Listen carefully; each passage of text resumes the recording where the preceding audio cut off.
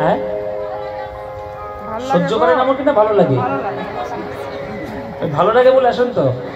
আমারও ভালো লাগে বলেই আসে।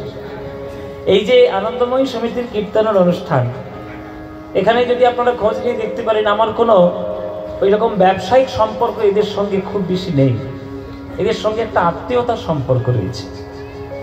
এই জন্যে এই মাটিতে দাঁড়াতে পেরে আমার বড় ভালো লাগে। সেই 2011 সাল থেকে আমি এখানে আসছি, আজ 2025 সাল।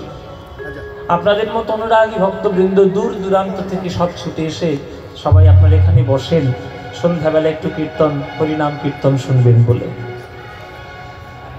ভগবানের কীর্তন গান, ভগবানের নাম গান কীর্তন করার কিছু নিয়ম আছে, যে নিয়মগুলো পালন করে কীর্তন গাইতে হয় আর শুনতে হয়। নিয়ম কথা মানে আপনি একটা ধুতি পরবেন, গলায় তুলসীর মালা দেবেন, আর কপালে তুলসী তিলক সেবা করবেন, মাথায় শিখা রাখবেন, এগুলো তো নিয়ম বটে। সেগুলো যারা বাবাজি হবে, যারা আশ্রমবাসী, যারা সংসারের সকল কিছু বন্ধন ত্যাগ করতে পেরেছে, তাদের জন্য একটা নিয়ম বটে। তবে তবুও সেটা বাহ্যিক আবরণ, বাহ্যিক নিয়ম, ভেতরের নিয়ম কিছু নয়।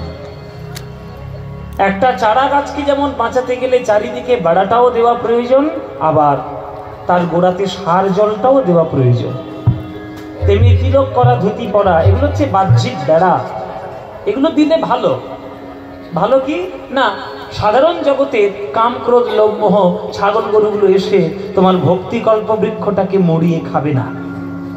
এখানে বেড়াটা দিতে পারলে ভালো, না দিতে পারলে যে একেবারে মহাভারত অশুদ্ধ হয়ে যাবে এমন কোনো কথা নেই। আপনার মন যদি সঠিকভাবে ঈশ্বর চরণে বন্দনা যদি রত থাকে, আপনি যে কোনো অবস্থাতেই ভগবানের নাম করতে পারেন। বলেছিল, খাইতে শুইতে নাম যথা তথা লয়, কাল দেশ নিয়ম নাহি সর্বসিদ্ধি হয়। এটা মহাপ্রভুরই কথা, যে খেতে শুতে চলতে ফিরতে তুমি যেখানেই যাও না কেন, সর্ব অবস্থাতেই নাম করো। নাম কখনো অশুদ্ধ নয়, নাম কখনো পরিস্থিতির উপরে নির্ভর করে না। সেজন্য নাম তুমি যখন তখন করতে পারো। তুমি জিন্সের প্যান্ট পরলেও নাম করতে পারবে, তুমি ধুতিও পরলে তাও নাম করতে পারবে। যে কোনো অবস্থাতেই নাম তুমি করো, কিন্তু নামটা করো মনের মতো করো, মন দিয়ে করো, করার মতো করো। ভেতরের নিয়মটা আসল রক্ষা করতে পারলে হৃদয়ের লাভ হবেই হবে। ভেতরের নিয়ম কি? প্রথম নিয়ম, ত্রিনাদপি সুনিচেনা, ঘাসের থেকে মাথাটা নিচু করতে হবে। দ্বিতীয় নিয়ম কি? তরৌরিব সহিষ্ণুনা, গাছের মতো সহ্য ক্ষমতা করতে হবে।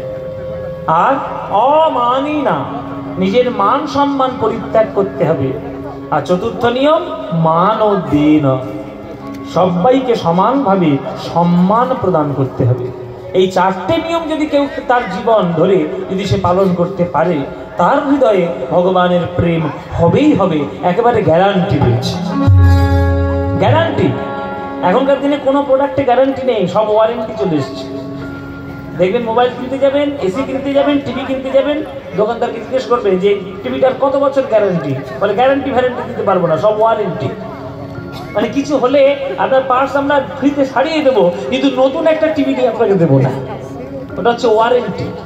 কিন্তু মহাপ্রভুর কথায়, মহাপ্রভুর শিক্ষাষ্টকে গ্যারান্টি রয়েছে যে প্রেম তুমি একেবারেই পাবে। তবে এই চারটে নিয়ম পালন করতে হবে, করার মতো করলে তবেই তুমি প্রেম পাবে, নইলে প্রেম পাবে না।